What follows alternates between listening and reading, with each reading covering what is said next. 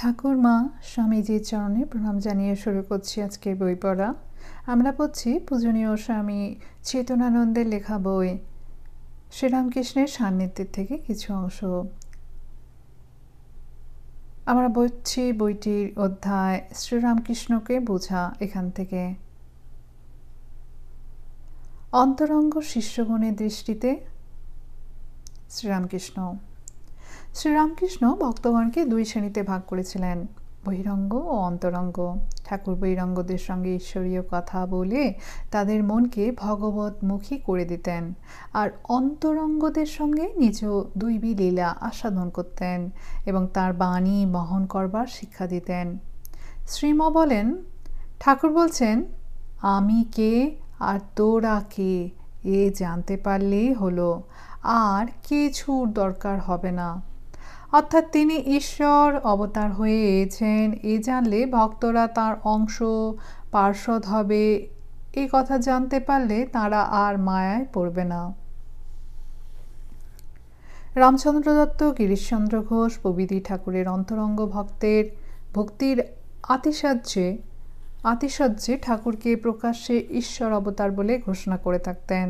ঠাকুর ওইসব শুনে তাদের ওইরূপ করতে নিষেধ করেন এবং পরে বিরক্ত হয়ে একদিন বললেন, কেউ ডাক্তারি করে, কেউ থিয়েটারের ম্যানেজারি করে, এখানে এসে অবতার বললেন।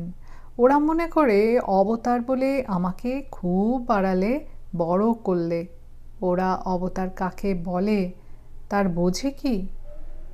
এটা ঠিকই, অবতারই একমাত্র নিজের স্বরূপ জানেন। শঙ্করই একমাত্র তাঁর নিজের দর্শনের বিষয় জানতেন।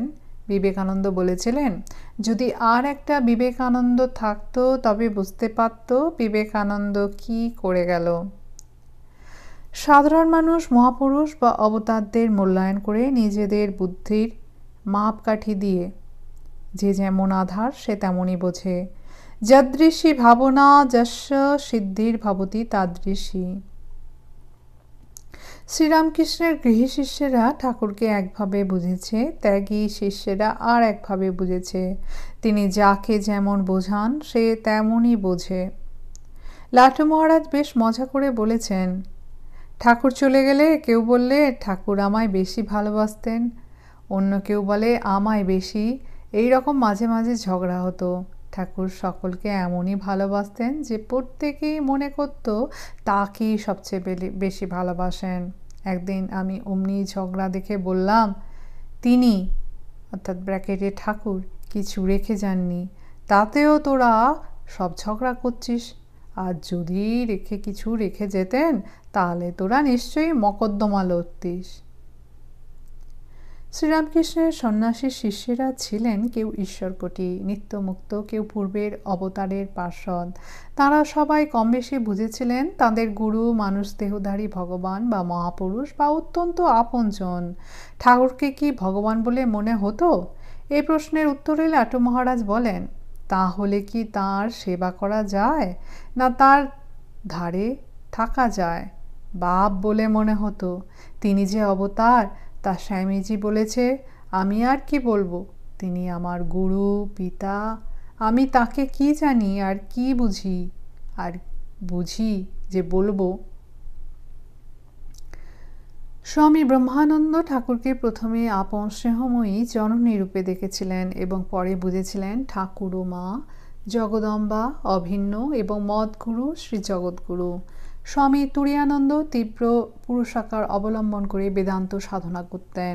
ঠাকুর একদিন ভাবাবিষ্ট হয়ে কাঁদতে কাঁদতে তাকে এই গানটি শোনান, ওরে কুশীলব করিস কি গৌরব, ধরা না দিলে কি পারিস ধরিতে। কুশীলব যখন মহাবীরকে বাঁধেন তখন মহাবীর এই গানটি গেয়েছিলেন। তুরীয়ানন্দ পরে বলেছিলেন যে সে শিক্ষা চিরকাল আমার হৃদয়ে অঙ্কিত হইয়া রহিয়াছে। সেই দিন হইতে বুঝিলাম ঈশ্বরের কৃপা ভিন্ন কিছুই হইবার নহে। স্বামী রামকৃষ্ণানন্দ একদিন বলেছিলেন, তোরা ঠাকুরকে অবতার অবতার বলিস, অবতার কি বলতো? এই বলিয়া ম্যাথামেটিক্সের অঙ্কের ধারায় বলিলেন। স্বামীজি তাহার সমুদয় বাক্যে বক্তৃতায় যাহা যাহা বলিয়া গিয়াছেন, প্লাস ঠাকুরের সপার্শ্বদ প্লাস অনন্ত ইজ ইকুয়াল টু ঠাকুর।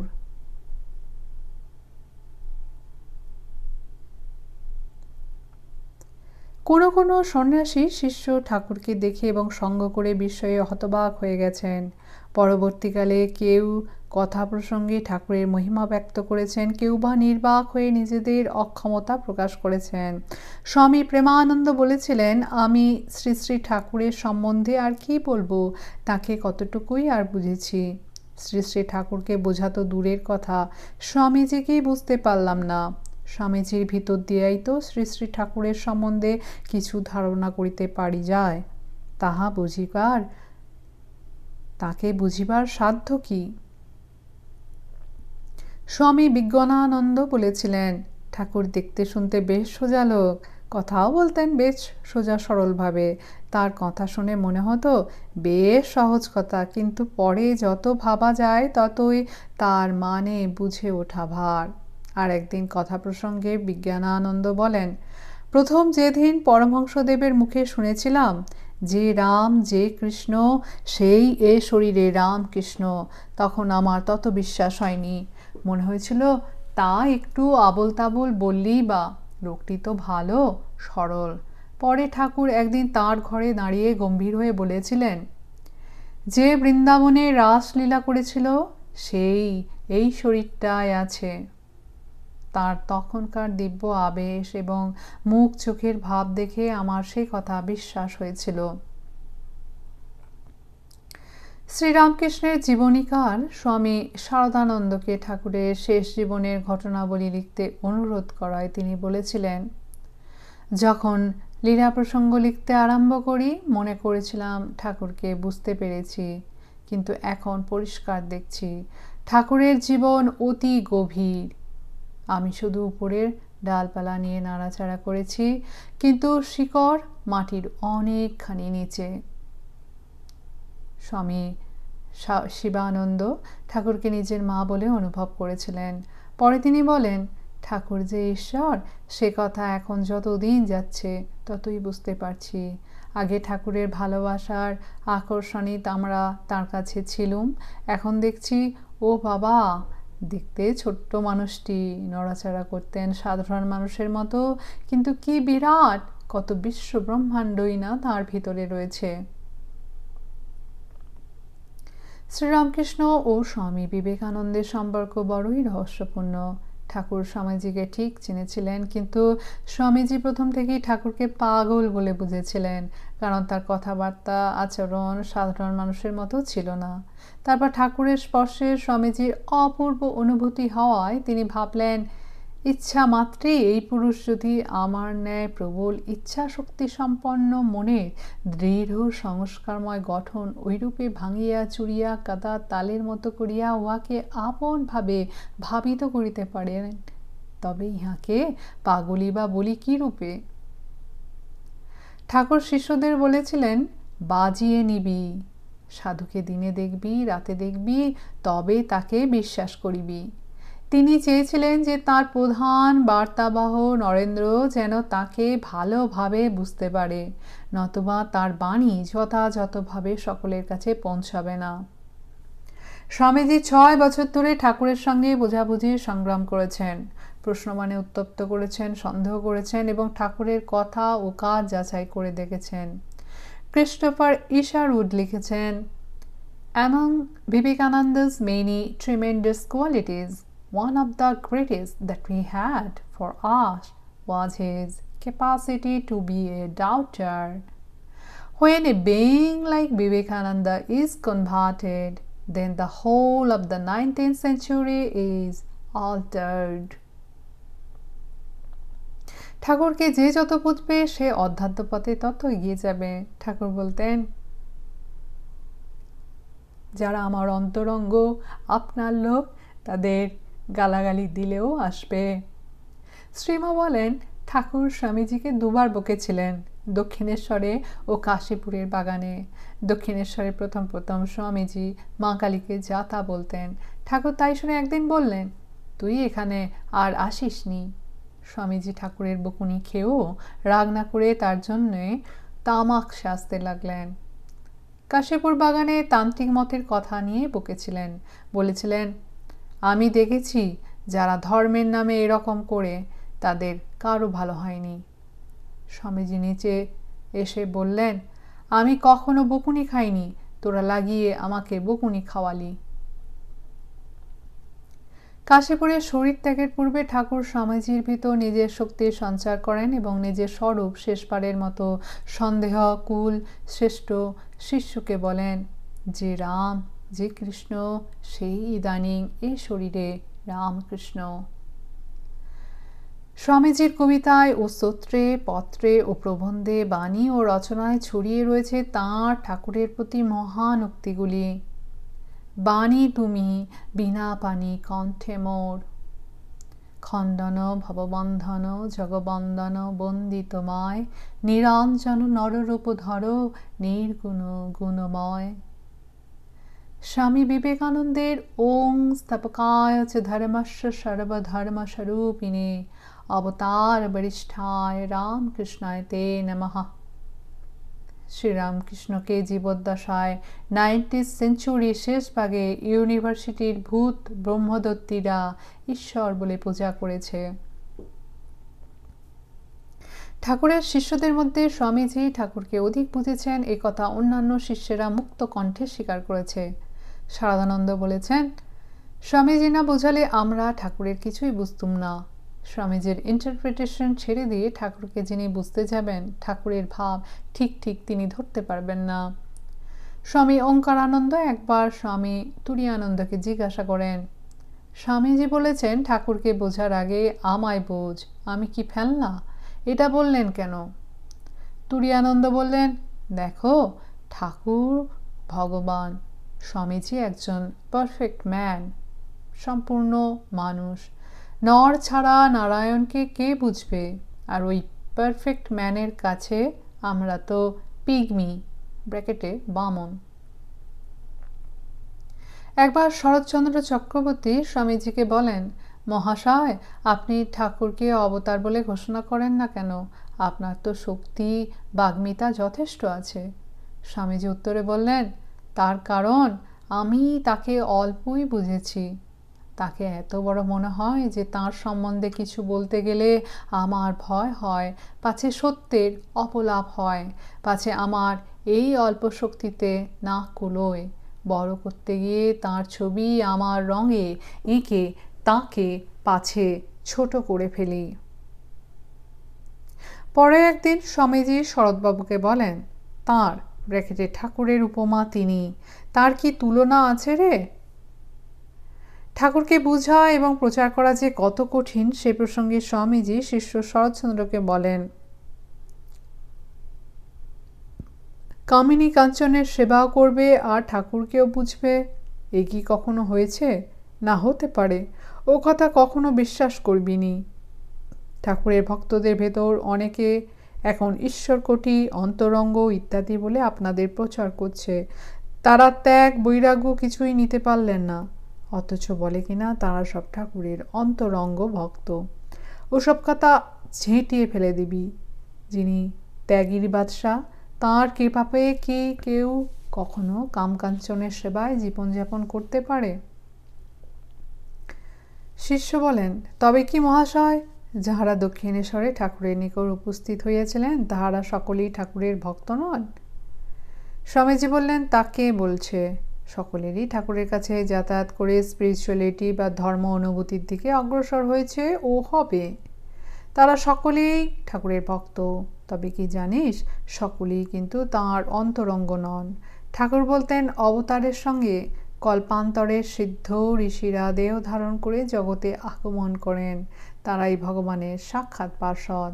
তাদের দ্বারাই ভগবান কার্য করেন বা জগতে ধর্মভাব প্রচার করেন। এটা জেনে রাখবি, অবতারের সাঙ্গাপাঙ্গ একমাত্র তাঁরাই যারা পরার্থে সর্বত্যাগী, যারা ভোগসুখ কাকবিষ্ঠার মতো পরিত্যাগ করে জগদ্ধিতায় জীবহিতায় জীবনপাত করে।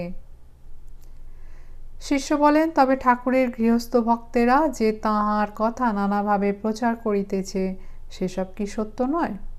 স্বামীজি বলেন, একেবারে সত্য নয় বলা যায় না, তবে তারা ঠাকুরের সম্বন্ধে যা বলে তা সব পার্শিয়াল ট্রুথ, অর্থাৎ আংশিক সত্য।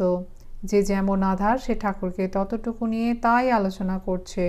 ওইরূপ করাটা মন্দ নয়, তবে তাঁর ভক্তের কাছে এরূপ যদি কেহ বুঝে থাকেন, তাঁর ভক্তের মধ্যে এরূপ যদি কেহ বুঝে থাকেন যে তিনি যা বুঝেছেন বা যা বলছেন তাই একমাত্র সত্য, তবে তিনি দয়ার পাত্র।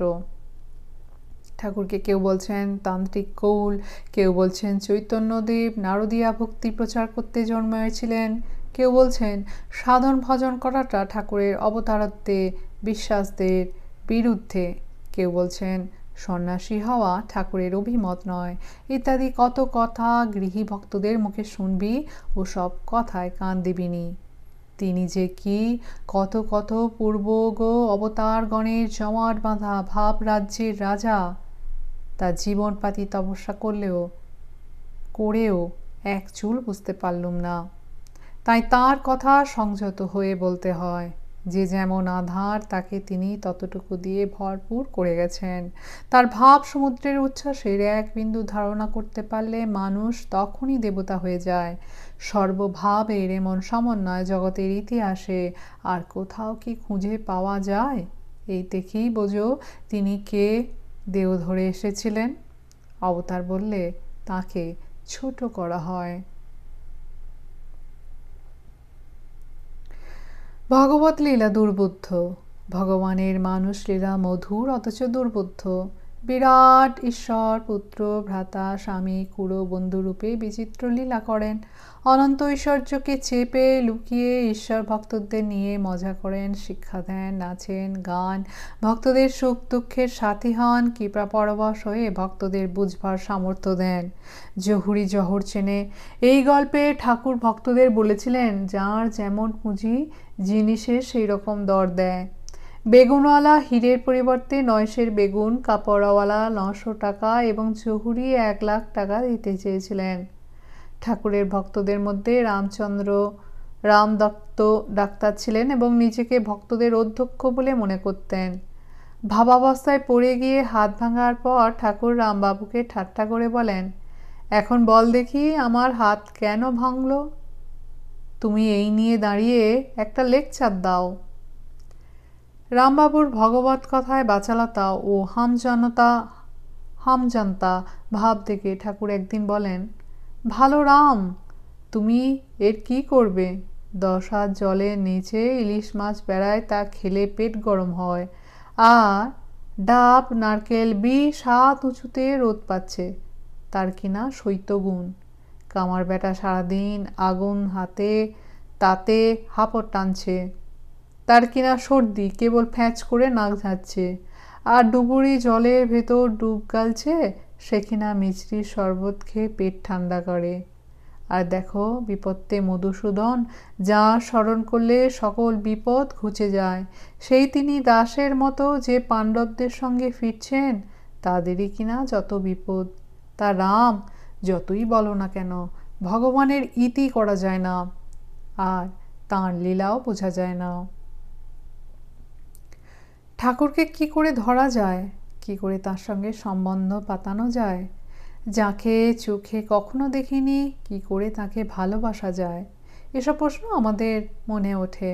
গোপীরা প্রেমের রজ্জু দিয়ে তাদের প্রেমাস্পদ কৃষ্ণকে বেঁধেছিল। ভাগবতে আছে, অপরাজিত ভগবান ভক্তদের ভালোবাসার বন্ধনে পরাজিত হন, স্বাধীন হয়েও অধীন হন, কারণ তিনি অতি করুণ ও ভক্তবৎসল। নিষ্কাম ভক্তেরা ভগবানের সেবায় আত্মসমর্পণ করলে ভগবানও ঋণ পরিশোধের জন্য নিজেকে ভক্তদের মধ্যে বিলিয়ে দেন। শ্রীরামকৃষ্ণ বলেছেন, ভক্তের জন্য ভগবানের নরম ভাব হয়ে যায়, তিনি ঐশ্বর্য ত্যাগ করে ভক্তের কাছে আসেন। অর্থ, বুদ্ধি, বিদ্যা, শক্তির দ্বারা ভগবানকে ধরা যাবে না। চাই প্রেম ভক্তি, নিরভিমানতা, শরণাগতি। দেহ মন প্রাণ ভগবানে নিবেদন করে তার নাম রূপ গুণ ক্রিয়া লীলার চিন্তা ও ধ্যানের দ্বারা সম্বন্ধ পাতাতে হবে। যারা এভাবে ভগবানের সঙ্গে সদা যুক্ত, কৃষ্ণ বলেছেন, দদামি বুদ্ধি যোগং তং যেন মামুপজান্তিতে, আমি তাদের বুদ্ধিযোগ দিই যাতে তারা অনায়াসে আমাকে লাভ করতে পারে। কথামৃতকার শ্রীমৎ ঠাকুরের সঙ্গে এমন অটুট সম্বন্ধ পেতেছিলেন যে তাঁর বুদ্ধি চিরদিনের জন্য রামকৃষ্ণময় হয়ে গিয়েছিল। শ্রীমৎ আত্মকথা। আমি আগে মনে করতাম বুঝি উনি ব্র্যাকেটের ঠাকুর আমাদের আপনার লোক। ওমা, ভেবে যত দেখি ততই অনন্ত অনন্ত দেখতে পাই। যখন মিশতেন আমাদের সঙ্গে তখন একেবারে সত্যি সত্যি আমাদের একজন, যেমন পিতা বা মাতা। তারপর আবার এরপরই কোথায় গেল এই সম্বন্ধ? যেন অনন্ত সাগর হয়ে গেলেন, অপার অসীম জ্ঞান, আনন্দ, শান্তি, প্রেম সাগর। ভাগবতে আছে চন্দ্রের কিরণ জলে পড়েছে, মাছগুলো মনে করে এটা আমাদেরই একজন। মাছ যত কাছে যায় প্রতিবিম্ব ভেঙে যায়। জল জল জল দেখে, জলে তো চাঁদ নেই, চাঁদ অনন্ত আকাশে। তেমনই ছিলেন ঠাকুর। কেউ মনে করত গুরু, কেউ পিতা, কেউ মাতা। তাদের ওই ভাব, এরই ফাঁকে ফাঁকে ওই অসীম অনন্ত রূপ ধারণ করতেন। যারা তার এই অনন্ত ভাবটি ধরতে পারে তারা শরণাগত হয়ে পড়ে থাকে। দুঃখ কষ্ট যতই হোক তেমন বিচলিত হয় না। প্রেমিকের স্বভাবই হচ্ছে প্রেমাস্পদকে চেনা, জানা, মিলিত হওয়া। এই মিলনের মধ্যে আনন্দ। অজানিত অপরিচিত ব্যক্তিকে কেউ ভালোবাসতে পারে না। শ্রীরামকৃষ্ণ আমাদের সকলের প্রেমাস্পদ। আমরা যত বেশি তাকে জানতে ও ভালোবাসতে চেষ্টা করব, আমরা তত তাঁর নিকটবর্তী হব। এরূপ একথা রূঢ় সত্য যে আমরা সামান্য জীব হয়ে সেই অনন্তরূপী শ্রীরামকৃষ্ণকে কোনোদিনই সম্পূর্ণভাবে জানতে পারবো না। তবে আমাদের চেষ্টা যদি সরল, অকপট ও আন্তরিক হয়, তিনি কৃপা করে তাঁর স্বরূপ আমাদের কাছে প্রকাশ করবেন। নান্যপন্থা, আর কোনো পথ নেই। আপনারা শুনলেন পূজনীয় মহারাজ স্বামী চৈতন্যানন্দের লেখা বই শ্রীরামকৃষ্ণের সান্নিধ্যে থেকে কিছু অংশ। মহারাজের চরণে আমাদের সকলের ভক্তিপূর্ণ প্রণাম জানাই। সকলে ভালো থাকুন, আনন্দে থাকুন। চ্যানেলটি ভালো লাগলে শেয়ার করুন, সাবস্ক্রাইব করুন। অনেক ধন্যবাদ।